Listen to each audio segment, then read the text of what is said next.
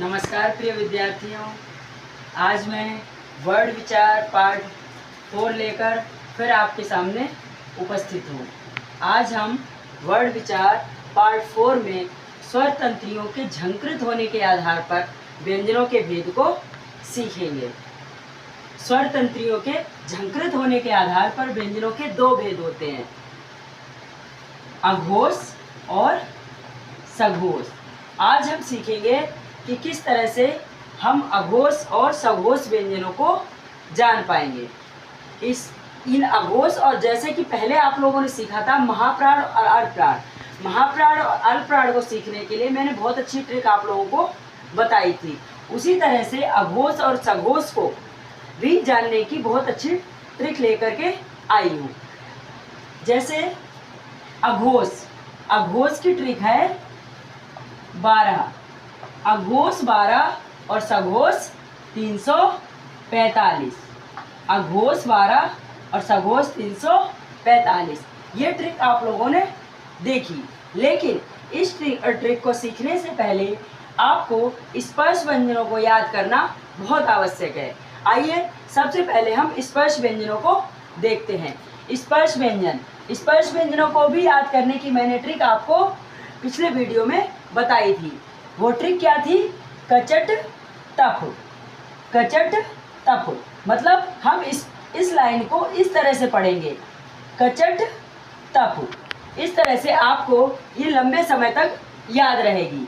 इसमें वर्गीय स्पर्श व्यंजन को वर्गीय व्यंजन भी कहते हैं और उदित भी व्यंजन कहते हैं। वर्गीय व्यंजन इसको इसलिए कहते हैं क्योंकि ये पहला जो वर्ण होता है वो पूरे वर्ग का नेतृत्व करता है, इसलिए इसको वर्गीय व्यंजन बोलते हैं। तो पहला वर्ण इसका है क, तो इसको बोलते हैं हम क वर्ग। तो क वर्ग में कौन कौन से वर्ण हैं?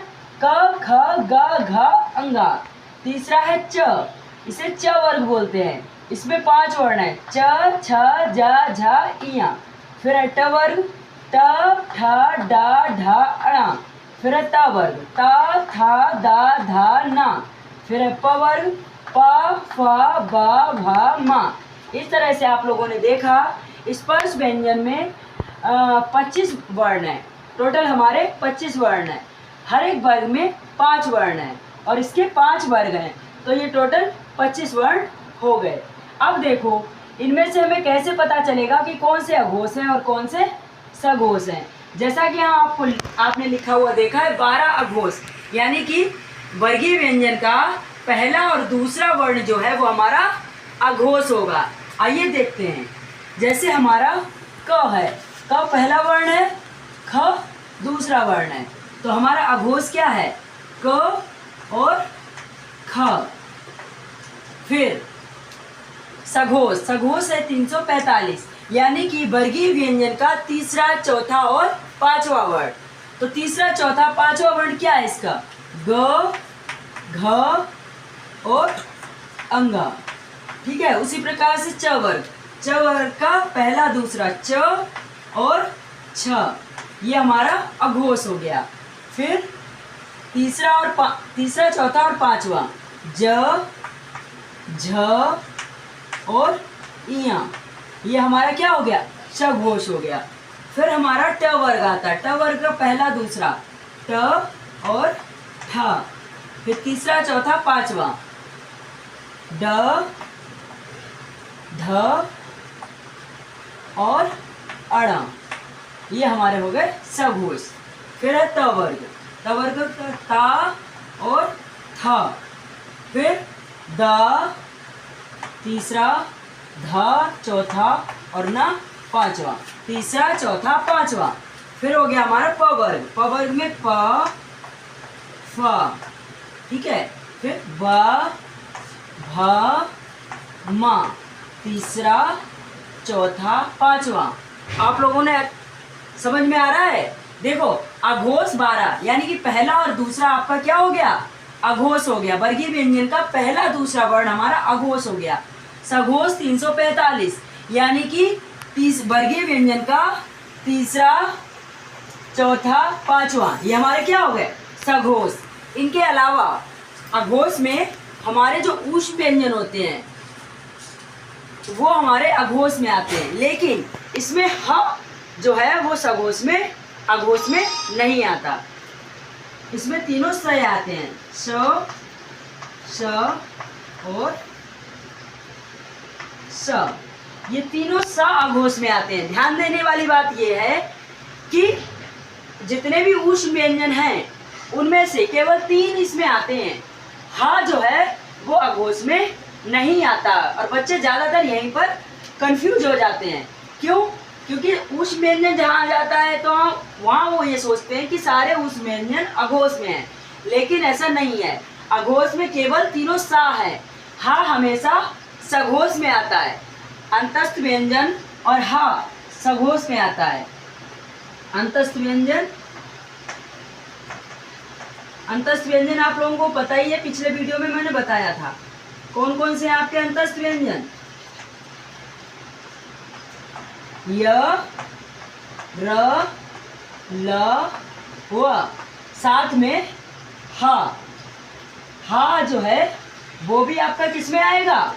सघोष में। समझ में आ रहा है आप लोगों को? आपका जो हा है, ऊष्म व्यंजन का हा जो है वो सघोष में आएगा, और आपके तीनों ऊष्म व्यंजन अघोष में आएंगे। साथ ही इसमें क्या आता है? सघोष में 11 स्वर जो हैं वो भी किस में आते हैं? सघोष में आते हैं। हमारे जो 11 स्वर हैं वो भी हमारे किस में आते हैं? सघोष में आते हैं। समझ में आ गया आप लोगों को? जैसे मैंने पहले आप लोगों को बताया था, अल्प प्राण में क्या आता है? अल्प प्राण में अंतस्थ व्यंजन आते हैं, वर्गीय व्यंजन का पहला, तीसरा, पांचवा आता है, और आपके 11 स्वर आते हैं और अंतस्थ व्यंजन आते हैं। लेकिन यहाँ जो अल्प प्राण में आता है वो सघोष में आता है। अल्प प्राण में जितने जो भी आता है वही इसमें सघोष में आता है, लेकिन इसमें जो हा है वो एक्स्ट्रा है। वो सघोष में जो हा आ रहा है वो अल्प प्राण में हा नहीं आता है। इस तरह से आप लोगों को समझ में आया होगा कि अघोष और सघोष क्या है। अघोष और सघोष के अलावा आपको मैंने बताया था पिछले वीडियो में भी, आपके च से लेकर झ तक ये हमारे क्या है?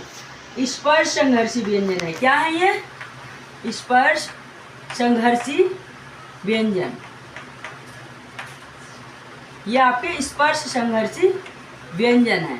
और मैंने आप लोगों को पहले भी बताया था, या और वह ये आपके क्या हैं? अर्ध स्वर हैं। क्या है बच्चों? अर्ध स्वर हैं। आपको ये चीज़ें ध्यान में रखनी होंगी, क्योंकि जब कंपटीशन लेवल के टेस्ट होते हैं, चाहे वो सीटेट हो, यूपीटेट हो, केबीएस का हो, जितने भी आपके कंपटीशन लेवल के टेस्ट हैं, उन सब में इस प्रकार के क्वेश्चन बनते हैं।